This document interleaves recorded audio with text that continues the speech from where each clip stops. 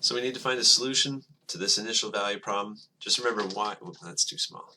Remember y prime is the derivative of y with respect to x.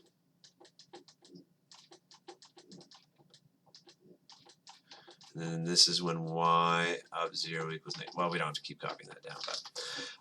But okay, so this is what we're trying to solve. This is separable, okay, because dy and dx, we can separate those two. And if it wouldn't be separable if we had another y prime over here, maybe another y prime mixed in here some way, second derivative, things like that.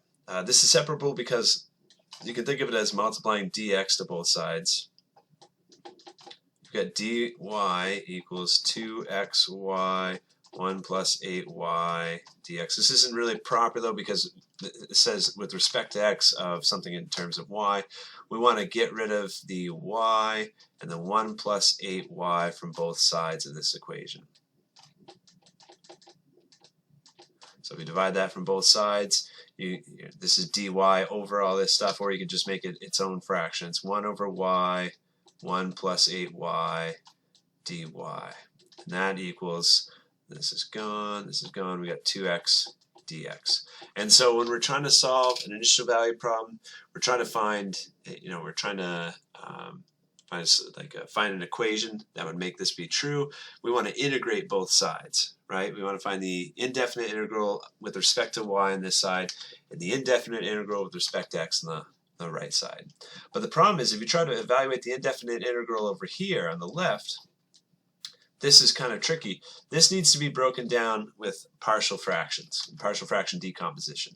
Okay, so what we should do off to the side is we should think about this fraction as a over y plus some coefficient b over 1 plus 8y equals the numerator.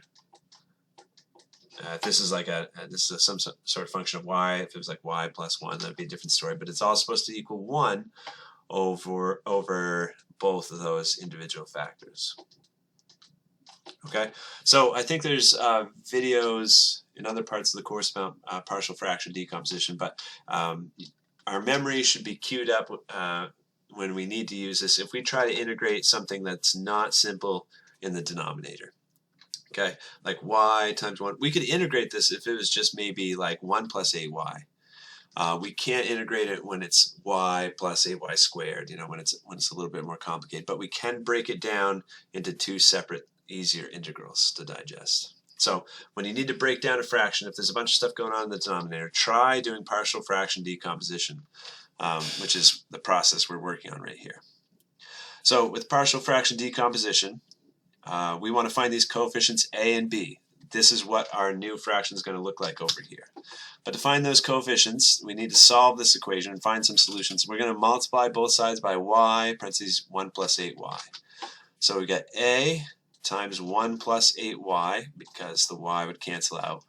And let me write down what I'm doing. I'm doing y times 1 plus 8y to both sides. And then we've got b times y.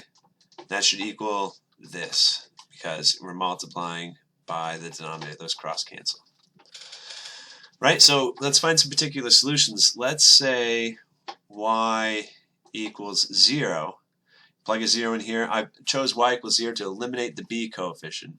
That means a would have to equal 1 in order for this equation to be valid. Right? If you plug in 0 for y, a has to be 1. And if you plug in negative 1/8 for y, because I'm looking at this part right here, I need this to be a negative 1. That way negative 1 plus 1 makes 0. So if you plug in negative 1/8 for y, then b is going to equal, well, let's see, that's negative 1/8. So b would be negative 8 to solve that equation. Okay, and you might want to do that out with pencil and paper to make sure you believe me there. But we found the coefficients. Now we can rewrite. Okay, this is equivalent to this.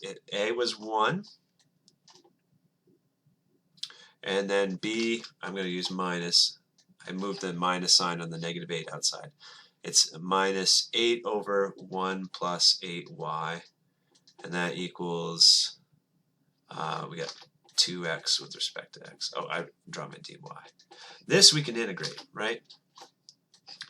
That's dy, it looks like an x. We evaluate the indefinite integral of both sides to keep it balanced. we know this first one, indefinite integral of 1 over y is natural log of y. And this second one, let's see, if we let u be 1 plus 8y, then du is going to be 8. So we've got du nicely up top. That's a nice integration. This is like the indefinite integral of 1 over u du. This part right here, right? And so we know that's also going to be natural log. U is just going to be 1 plus 8y. And you could check it. Take the derivative. It should turn out to be this if you take it one step at a time. Okay, and then we got an arbitrary constant because we did an indefinite integral, and over here that's a nice easy integration plus another arbitrary constant. Okay, hopefully I won't run out of room again, but we're trying to solve for y. So we can use our logarithm properties. If you have two logarithms of the same base that are subtracting, then the arguments can divide. So this divide by this. And let's just combine arbitrary constants to make our life easier. Subtracting C1 from both sides. An arbitrary constant subtracted by an arbitrary constant is an arbitrary constant. And we need to get y out of this natural log, so we'll raise both sides to the power on top of a power of e, like this, okay? So that's going to make the e and the natural log cancel out. So this is e to the power of x squared plus c. Okay, and just a note about this. This looks good, but the way our text usually does it is like this: e to the c times x squared. Sorry, e to the c times e to the x squared power. Okay, because when you're multiplying two things with the same base, their powers would add, so this is equivalent. Or if you have an exponential constant, some arbitrary constant, that's still just an arbitrary constant. So you see this a lot more in the text. Okay, so I'm saying I'm going to rewrite this side as c times e to the x squared. That'll make the algebra come out a little neater. We're trying to get y by itself, so multiply the 1 plus 8y to both sides.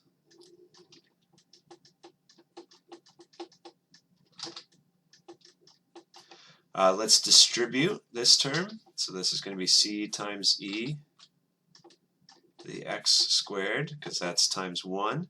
And then it's going to be 8y times c times e to the x squared. And we're trying to get y by itself, so let's subtract this term from both sides.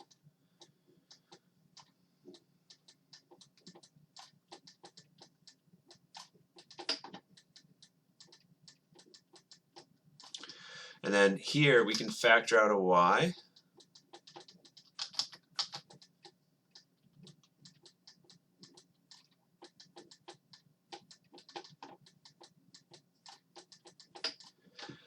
Now, the whole reason of doing that was so we have just one y to solve for. Right now, there's just one last step. You got to divide both sides by 1 minus 8c e x squared.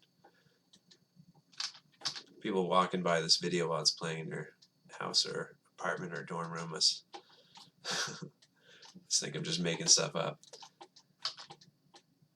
1 minus 8 times c times e to the x squared power.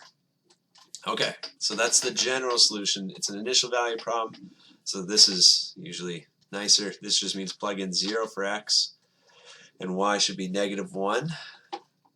C times e to the 0 squared over 1 minus 8 times c e. This is just going to be 0, right?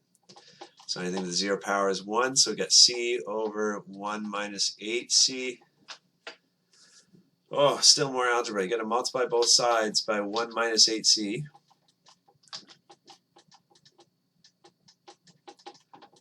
Distribute that negative sign. And then, let's see, subtract 8 from both sides.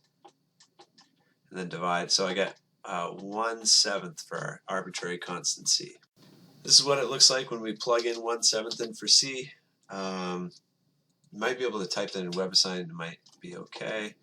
But you could factor to make it a little cleaner. Like if you factor a 1/7 out of the denominator, watch what that does. If you factor a 1/7 out of this has to be a 7, right? That way when you multiply back in, it makes 1.